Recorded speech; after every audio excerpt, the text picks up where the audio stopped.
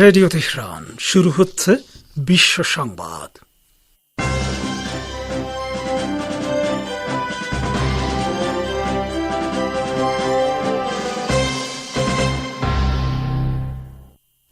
সংবাদ শিরোনাম।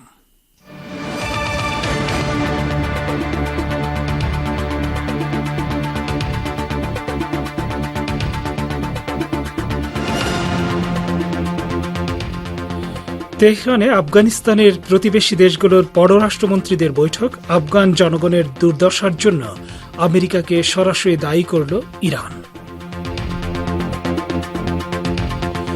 ইরানের প্রেসিডেন্টের সঙ্গে পাক পররাষ্ট্রমন্ত্রীর সাক্ষাৎ। ইসলামাবাদের সঙ্গে সকল ক্ষেত্রে সম্পর্ক শক্তিশালী করার আশা ব্যক্ত করলেন প্রেসিডেন্ট রাইসি। বাংলাদেশের সার্বভৌমত্ব রক্ষা সহ যে কোনো জাতীয় প্রয়োজনে সেনাবাহিনীকে সর্বোচ্চ ত্যাগ স্বীকারে প্রস্তুত থাকার আহ্বান জানালেন শেখ হাসিনা। এবং ভারতের ত্রিপুরা রাজ্যে গত 7 দিন ধরে মুসলমানদের দোকানপাট, বাড়িঘর ও মসজিদে উগ্র হিন্দুত্ববাদী সংগঠনগুলো হামলা চালাচ্ছে বলে অভিযোগ।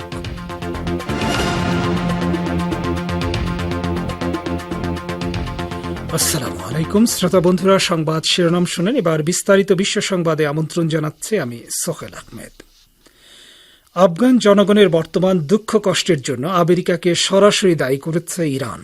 যুদ্ধবিধ্বস্ত আফগানিস্তানের শান্তি ও স্থিতিশীলতা প্রতিষ্ঠার ক্ষেত্রে সহযোগিতা করার লক্ষ্য নিয়ে রাজধানী তেহরানে আয়োজিত আন্তর্জাতিক সম্মেলনে একথা বলেছেন ইরানি কর্মকর্তারা।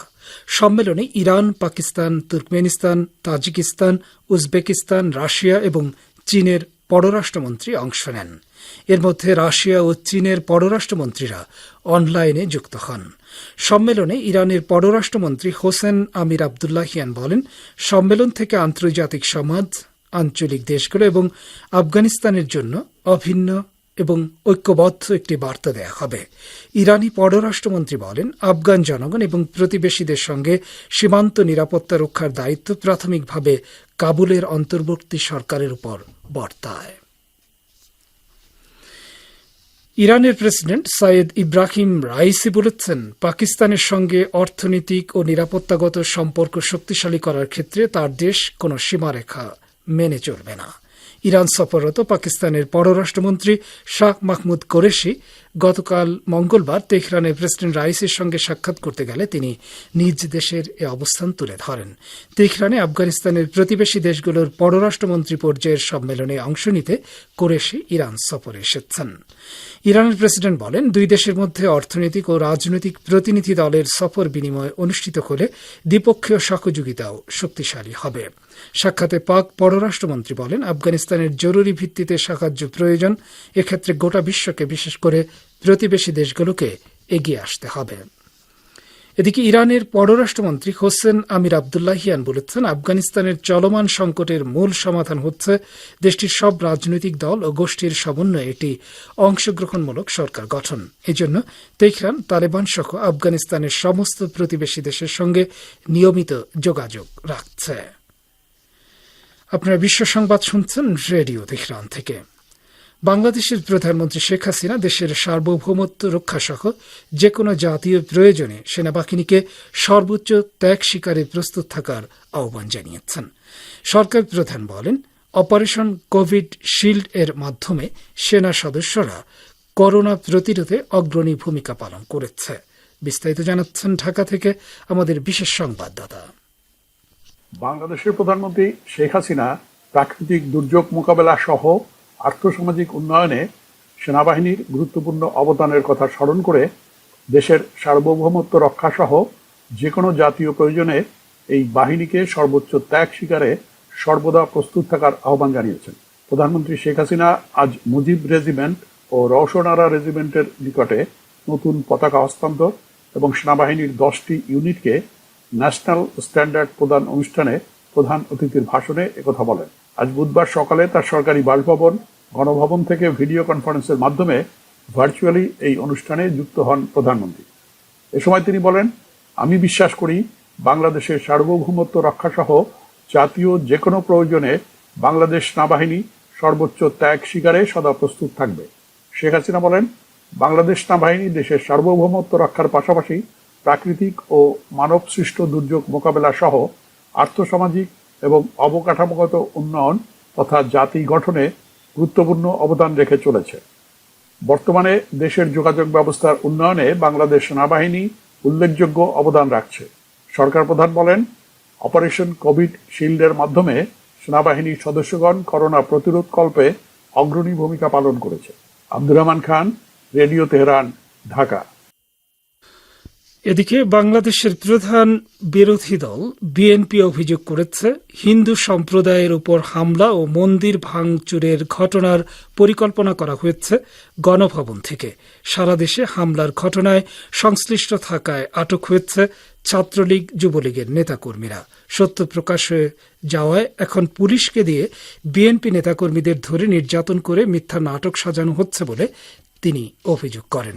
আজ দক্ষিণ কেরানীগঞ্জে উপজেলা বিএনপি আয়োজিত এক মানববন্ধনে দলের সিনিয়র যুগ্ম মহাসচিব রুহুল কবির রিজভী এসব অভিযোগ করেন। তিনি আরো বলেন, গণমাধ্যমে খবর প্রকাশিত হয়েছে যারা এই পূজা মণ্ডপে আক্রমণের নেতৃত্ব দিয়েছে তারা সরকারি দলের লোকজন। ভারতের বিজেপি শাসিত ত্রিপুরা রাজ্যে গত 7 দিন ধরে মুসলমানদের দোকানপাট, বাড়িঘর ও মসজিদে হামলা চালাচ্ছে উগ্র হিন্দুত্ববাদী সংগঠনগুলো। এই ঘটনাকে কেন্দ্র করে সংখ্যালঘু মুসলিমদের মধ্যে তীব্র আতঙ্ক ও ভীতি সৃষ্টি হয়েছে বলে খবর পাওয়া যাচ্ছে। এ সম্পর্কে বিস্তারিত জানাচ্ছেন কলকাতা থেকে আমাদের সংবাদদাতা। বাংলাদেশের সাম্প্রতিক সহিংস ঘটনাকে কেন্দ্র করে ভারতের বিজেপি শাসিত ত্রিপুরায় গত 7 দিন ধরে দোকানপাট, বাড়িঘর ও মসজিদে হামলা চালাচ্ছে হিন্দুত্ববাদী সংগঠনগুলো। উত্তর ত্রিপুরার পানিসাগর এলাকায় বিশ্ব হিন্দু পরিষদের হুঙ্কার সমাবেশে জড়িত দুষ্কৃতীরা মুসলিম সম্প্রদায়ের লোকজনের দোকান ও বাড়িঘরে আগুন দিয়েছে বলে অভিযোগ উঠেছে। ওই ঘটনাকে কেন্দ্র করে সংখ্যালঘু মুসলিমদের মধ্যে তীব্র আতঙ্ক ও ভীতির সৃষ্টি হয়েছে। হিন্দুত্ববাদীদের হামলার খবর সামাজিক যোগাযোগ মাধ্যম ও গণমাধ্যমে প্রকাশ্যে এসেছে। গণমাধ্যমে প্রকাশ, মুসলিমদের উপর ক্রমাগত একতরফা হামলার ব্যাপারে পুলিশ এখনও কোনো দৃঢ় পদক্ষেপ নেয়নি। এসব হামলায় পুলিশের নীরব দর্শক হয়ে থাকা নিয়ে প্রশ্ন উঠেছে। গত 7 দিনে রাজ্যের 5টি জেলায় 12টি মসজিদ ভাঙচুর, মসজিদ ক্ষতিগ্রস্ত এবং অনেক মসজিদে ধর্মীয় কিতাবপত্র পুড়িয়ে দেওয়া হয়েছে। হিন্দি গণমাধ্যম ইন্ডিয়া টুমরো যখন পানিসাগরের বিজেপি বিধায়ক বিনয় ভূষণ দাসের সাথে ওই ঘটনা এবং অগ্নিসংযোগের বিষয়ে কথা বলে, তখন তিনি ঘটনাটি স্বীকার করে নেন। পানিসাগরের বিজেপি বিধায়ক বিনয় ভূষণ দাস ইন্ডিয়া টুমরোকে বলেন, ঘটনাটি জানার সাথে সাথে আমি পুলিশকে বিষয়টি আমলে নিতে বলেছি এবং বিজেপি কর্মীদের শান্তি শৃঙ্খলা বজায় রাখতে সহযোগিতা করার নির্দেশ দিয়েছি। তিনি বলেন, যা ঘটছে তা ঠিক নয়। আমি এই ঘটনার নিন্দা জানাচ্ছি। এটা কারো সঙ্গে হওয়া উচিত নয়। ওই ঘটনায় বিশ্ব হিন্দু পরিষদের বিরুদ্ধে অভিযোগ ওঠা প্রসঙ্গে স্থানীয় বিধায়ক বিনয় ভূষণ দাস বলেন, বিশ্ব হিন্দু পরিষদের র্যালি হয়েছে, কিন্তু এই ঘটনায় তাদের জড়িত থাকার বিষয়ে আমি জানি না। স্থানীয় বাসিন্দারা ইন্ডিয়া টুমরোকে বলেছেন, মুসলিম সম্প্রদায়ের সদস্যদের উপরে সুপরিকল্পিতভাবে হামলা হয়েছে। Abdul Hakim, radio Tehran, Kolkata.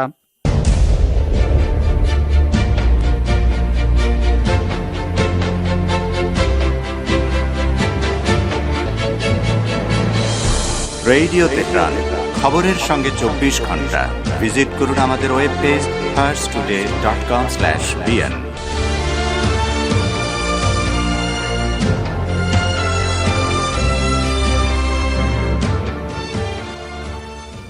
ফিরছি সংবাদে। ইরানের সঙ্গে সম্পর্ক আরও ঘনিষ্ঠ করতে চায় পাকিস্তান।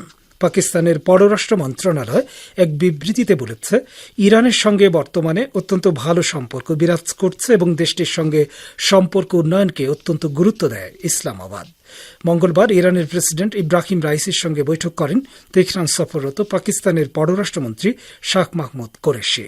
এরপরই পাকিস্তানের পররাষ্ট্র মন্ত্রণালয়ের পক্ষ থেকে এক বিবৃতি প্রকাশ করে ইরানের সঙ্গে সম্পর্ক জোরদারে আগ্রহ প্রকাশ করা হয়। ইরানের প্রেসিডেন্টের সঙ্গে বৈঠকে পাকিস্তানের পররাষ্ট্রমন্ত্রী কোরেশি আঞ্চলিক ইস্যুতে, বিশেষ করে কাশ্মীরের মুসলমানদের বিষয়ে তেহরানের অবস্থানের প্রশংসা করেন। এ প্রসঙ্গে তিনি ইরানের সর্বোচ্চ নেতা আয়াতুল্লাহ উজমা খামেনেয়ির বিজ্ঞচিত দৃষ্টিভঙ্গি নিয়ে কথা বলেন। তিনি আফগানিস্তানের শান্তি প্রতিষ্ঠায় পারস্পরিক সহযোগিতা এবং মত বিনিময়ের উপর গুরুত্ব আরোপ করেন। চীনের সঙ্গে বাণিজ্যিক ও কূটনৈতিক সম্পর্ক শক্তিশালী করতে সমঝোতায় পৌঁছেছে আফগানিস্তানের ক্ষমতাসীন অন্তর্বর্তী তালেবান সরকার। মঙ্গলবার কাতারের রাজধানী দোহায় চীনা পররাষ্ট্রমন্ত্রী ওয়াং ইর সঙ্গে তালেবান সরকারের পররাষ্ট্রমন্ত্রী আমির খান মুত্তাকির এক বৈঠকে এ সমঝোতা হয়। তালেবান সরকারের পররাষ্ট্র মন্ত্রণালয়ের মুখপাত্র আব্দুল কাহার বালখি এ খবর জানিয়ে বলেছেন, দুই পররাষ্ট্রমন্ত্রীর বৈঠকে দ্বিপক্ষীয় বাণিজ্যিক ও কূটনৈতিক সম্পর্কের ভবিষ্যৎ রূপরেখা নিয়ে আলোচনা হয়েছে এবং তা ঠিক করা হয়েছে। তিনি আরো বলেন, চীনে আফগান ব্যবসায়ীদের সহজে বাণিজ্য করার সুযোগ দেয়া, আফগানিস্তান থেকে চীনে ওষুধের কাঁচামাল রপ্তানি এবং চীনে আফগান ছাত্রদের উচ্চশিক্ষা গ্রহণের সুযোগ দেওয়ার বিষয়েও দুই পররাষ্ট্রমন্ত্রীর মধ্যে আলোচনা হয়েছে। ফিলিস্তিনের গাজা সীমান্তে সামরিক মহড়া চালাবে ইহুদিবাদী ইসরায়েলের সেনাবাহিনী। এক বিবৃতিতে ইহুদিবাদী বাহিনী বলেছে, নতুন কোন সংঘাতের প্রস্তুতি বাড়াতেই এই মহড়ার আয়োজন করা হচ্ছে। এতে আরও বলা হয়েছে, এই মহড়া চলাকালে গাজা সীমান্তে সেনার সমাবেশ ঘটবে, সামরিক যান চলাচল বাড়বে, বিস্ফোরণের শব্দ শোনা যাবে এবং কয়েকটি পয়েন্টে তল্লাশি চৌকি বসানো হবে। এই মহড়াকে নিয়মিত মহড়া হিসেবে তুলে ধরে ইসরায়েল বলেছে, সেনাবাহিনীর প্রশিক্ষণের অংশ হিসেবেই তা চালানো হচ্ছে। তবে পর্যবেক্ষকরা গাজা সীমান্তে এ ধরনের মহড়াকে উস্কানিমূলক ও বিদ্বেষী তৎপরতা হিসেবে মনে করছেন। তাদের মতে এর মাধ্যমে গাজাবাসীর মনে ভয় ধরিয়ে দিতে চায় দখলদারেরা। তবে এমন অপকৌশলের কারণে প্রতিরোধ সংগ্রাম ক্ষতিগ্রস্ত হবে না। মিয়ানমারের ক্ষমতাচ্যুত সাবেক সরকারের কার্যত প্রধান অং সান সুচি তার বিরুদ্ধে আনা বিক্ষোভে উস্কানি দেওয়ার অভিযোগ অস্বীকার করেছেন। গত 1 ফেব্রুয়ারি মিয়ানমারের সামরিক অভ্যুত্থানের পর এই প্রথম তিনি আদালতে হাজির হয়ে কোন শুনানিতে অংশ নিলেন। সুচি রাজধানী নেইপেই তাওয়ের একটি বিশেষ আদালতের শুনানিতে অংশ নেন। গত ফেব্রুয়ারিতে সামরিক অভ্যুত্থানের পর অং সান সুচির দল ন্যাশনাল লীগ ফর ডেমোক্রেসি দুটি বিবৃতি দিয়েছিল। তাতে দলটি সামরিক অভ্যুত্থানের নিন্দা জানিয়ে জান্তা সরকারকে সহযোগিতা না করার জন্য আন্তর্জাতিক সমাজের প্রতি আহ্বান জানিয়েছিল। আদালতে সুচি যে বক্তব্য দিয়েছেন তার বিস্তারিত কোনো তথ্য পাওয়া যায়নি, কারণ গণমাধ্যমের সঙ্গে কথা বলার ব্যাপারে সামরিক সরকারের পক্ষ থেকে তার উপর নিষেধাজ্ঞা রয়েছে। শ্রোতা বন্ধুরা, বিশ্ব সংবাদে এই ছিল আমাদের সর্বশেষ আয়োজন। সঙ্গে থাকার জন্য আপনাদের প্রত্যেককে অসংখ্য ধন্যবাদ।